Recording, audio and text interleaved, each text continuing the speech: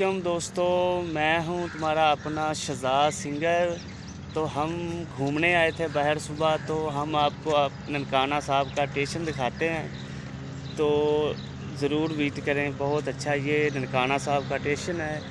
ये उसकी लाइन है ननकाना साहब का। ये बहुत प्यारा सा स्टेशन बनाया हुआ है, बहुत अच्छा ये ननकाना साहब का स्टेशन है। और यहाँ पे लोग बैठते हैं, और ये उसके लिए छाँव बनाई हुई है, धूप के लिए भी बेहतर है। और बहुत प्यारा बना हुआ है। यहाँ का जो पहला स्टेशन था वो इधर से हटा दिया गया, तो बाद में ये नया स्टेशन बना है। बहुत प्यारा और ख़ूबसूरत बना हुआ है, बहुत प्यारा देखने का मंज़र है। तो अभी हम यहाँ से गुज़रने लगे हैं, आगे जाने लगे हैं। तो मेरे ख़्याल से थोड़ा सा आपको अंदर से भी दिखाएंगे आपको, तो आपको बहुत अच्छा लगेगा।